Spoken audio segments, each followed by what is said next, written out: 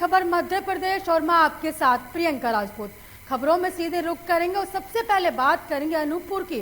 बता दें कि अनूपपुर में भारतीय जनता पार्टी का जिला प्रशिक्षण वर्ग का शुभारंभ 3 दिसंबर 2021 को पवित्र नगरी अमरकंटक के कल्याण सेवा आश्रम में किया गया। सभी कार्यकर्ता और पदाधिकारी उद्घाटन सत्र में सम्मिलित हुए। वहीं बीजेपी जिला अध्यक्ष ब्रजेश गौतम ने कहा कि प्रशिक्षण बीजेपी कार्यकर्ताओं के अंदर रक्त का प्रवाह करता है। आपको बता दें कि प्रशिक्षण सीखने की पाठशाला है, जिसके माध्यम से कार्यकर्ता के चरित्र, आचरण, विचार एक दूसरे को समझने और सीखने का अवसर प्रदान करता है। बीजेपी के इतिहास, विकास, विचारधारा, वर्तमान चुनौती और सरकार की तमाम महत्वाकांक्षी योजनाओं और कार्यकर्ता पदाधिकारियों की जिम्मेदारियों का प्रशिक्षण वर्ग के माध्यम से बोध होता है। कल्याण आश्रम आध्यात्मिक केंद्र है और यहाँ पर बीजेपी का प्रशिक्षण वर्ग होना अपने आप में गर्व का विषय है। भारतीय जनता पार्टी की राष्ट्रीय इकाई ने ऐसा तय किया है कि देश के हर राज्य के हर जिलों में भारतीय जनता पार्टी के जिला प्रशिक्षण वर्ग ये आयोजित किए जाए।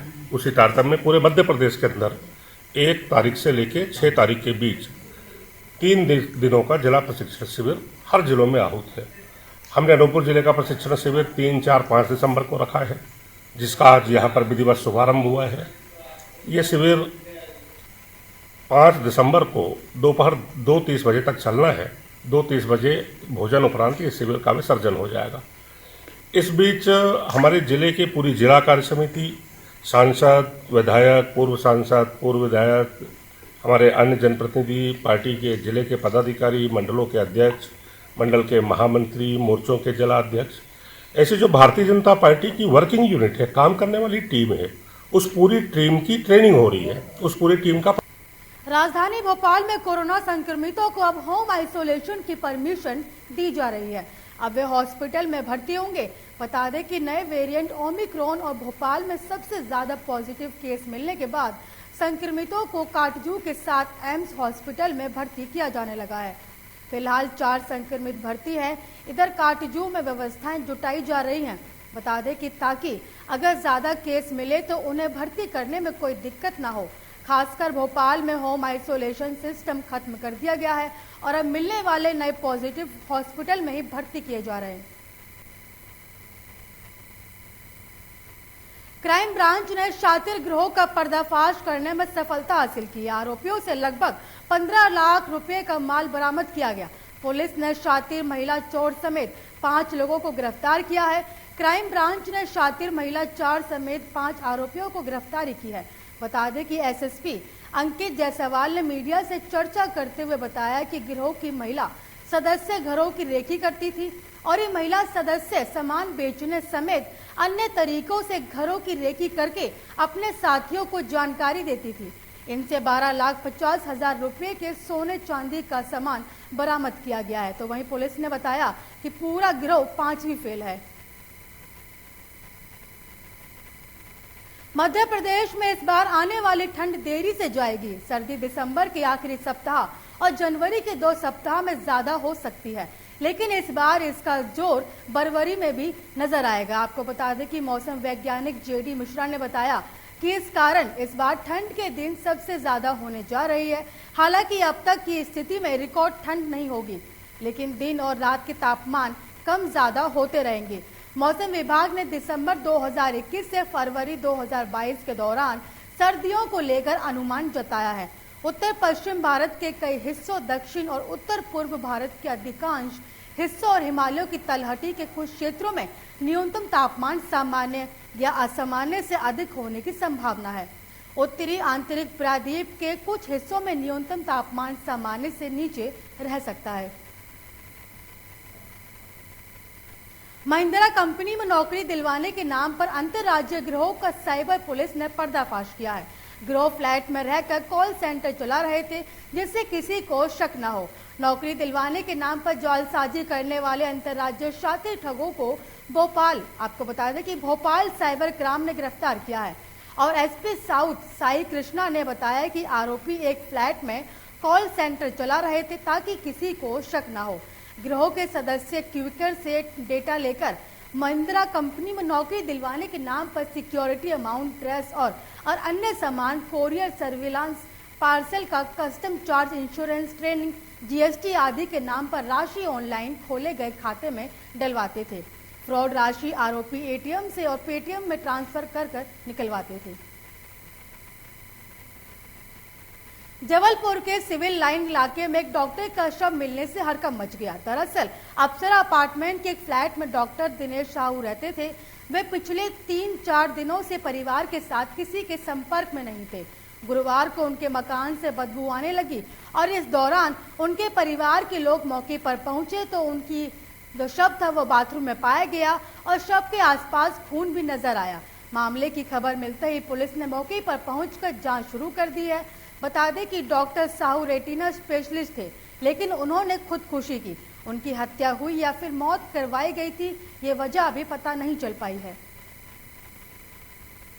हमारा छोटा भाई था, अलग रहता था सिविल लाइन अप्सरा अपार्टमेंट में, और रेटिना का सर्जन था।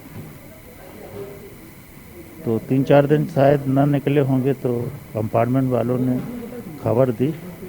हम लोग आए तो दरवाज़ा खोल के जब देखा, पुलिस को इन्फॉर्मेशन दी, उन्होंने खोल के देखा तो हमारे भाई की लाश पड़ी हुई थी। यहाँ सूचना मिली थी, आसपास पड़ोसियों को लग रहा था कि यहाँ पर 406 ए ब्लॉक है अप्सरा अपार्टमेंट में, तो आसपास कुछ स्मेल जैसी आ रही थी पड़ोसियों को। तो उन्होंने पुलिस को बताया कि इस तरह की स्मेल आ रही है और गेट अंदर से बंद है। जब हम लोग यहाँ पहुँचे तो गेट खोलकर देखा गया तो अंदर बॉडी थी। उसके बाद मर्ग की कार्रवाई की गई। देश के प्रथम राष्ट्रपति डॉक्टर राजेंद्र प्रसाद की जयंती पर जबलपुर के कांग्रेस कार्यकर्ताओं ने एक स्मरण सभा का आयोजन किया। इस कार्यक्रम के दौरान बड़ी संख्या में कांग्रेसी कार्यकर्ताओं ने स्वर्गीय डॉक्टर राजेंद्र प्रसाद की प्रतिमा पर माल्यार्पण करते हुए कार्यक्रम का शुभारंभ किया। इस दौरान जबलपुर जिले के वरिष्ठ कांग्रेस नेताओं ने डॉक्टर राजेंद्र प्रसाद के बहुमूल्य योगदान और संघर्ष पर प्रकाश डालते हुए उन्हें स्मरण किया। जिले के सभी वरिष्ठ कांग्रेस नेता दिनेश यादव ने स्वर्गीय डॉक्टर राजेंद्र प्रसाद के जीवन संघर्षों पर प्रकाश डालते हुए कहा कि आज का नवयुवक भटक रहा है। अब ऐसे में युवाओं को ऐसे महापुरुषों द्वारा बताए गए मार्ग पर चलते हुए देश प्रेम की भावना के साथ आगे बढ़ना चाहिए। देश के प्रथम राष्ट्रपति राजेंद्र बाबू जी की जयंती के अवसर पर हमारे कांग्रेस परिवार के सभी सम्मानीजन, पूज्यजन, प्रियजन, और मुझे लगता है कि जो भी वक्ताओं ने हमारे पूर्व में, चाहे भगत राम सिंह जी हों, विवेक भाई हों, दिल्ली भैया हों और सतीश भैया हों, जिन्होंने भी बात रखी है बहुत गहराई से और विस्तृत रखी है। वो सारांश में थी परंतु हमारे लिए बहुत विस्तृत थी, तो मैं समझता हूँ कि दोहराने की ज़रूरत नहीं है। मैं तो आपके माध्यम से बताना चाहता हूँ कि आज कुछ युवा भटके हुए हैं जो बार बार इस बात से भ्रमित हैं कि कांग्रेस परिवारवाद की राजनीति करती है, तो हम उन तक एक संदेश देना चाहते हैं। जबलपुर के रानीताल में बने शासकीय यूथ हॉस्टल में आज भारत सरकार, शहरी विकास मंत्रालय और अपर कलेक्टर राजेश बाथम के द्वारा शासकीय यूथ हॉस्टल रानीताल में एक बैठक की गई।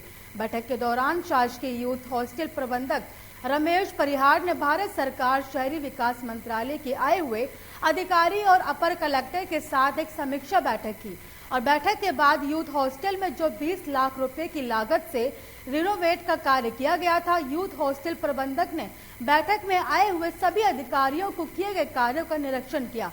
साथ ही यूथ हॉस्टल जबलपुर में क्या खामियां हैं और क्या कमियां हैं उन्हें भी दिखाया गया। क्या कमियां पाई? आज यूथ हॉस्टल की मैनेजमेंट कमेटी की बैठक थी।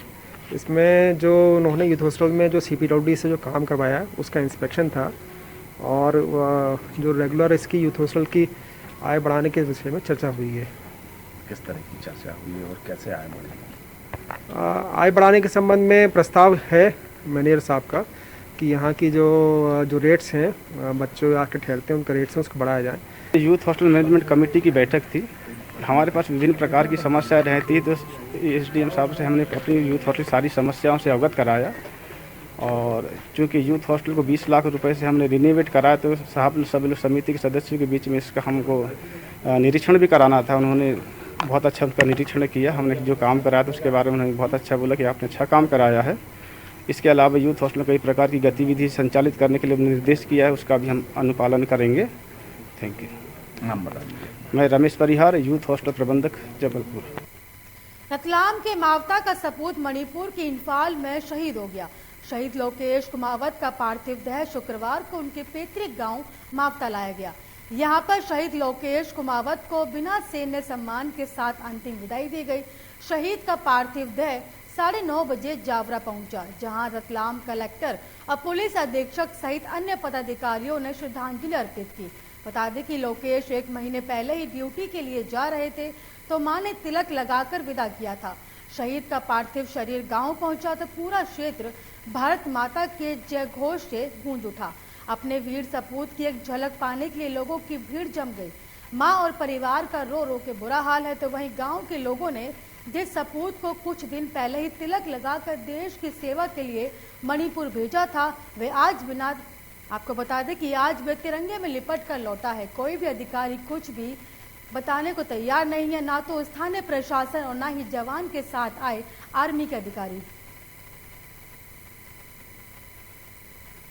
खबर शिवपुरी से है, जहां केंद्रीय उड्डयन मंत्री ज्योतिरादित्य सिंधिया का प्रथम नगर आगमन कल 4 दिसंबर को शिवपुरी में होना है, जिसके चलते शहर को दुल्हन की तरह कटआउट, होर्डिंग और बैनर लगाकर सजा दिया गया है, जिससे राज्य मंत्री सुरेश राठखेड़ा द्वारा भी शहर में भ्रमण किया गया। आपको बता दें कि शहर में लगभग 100 से 150 जगह उसका स्वागत किया जाएगा।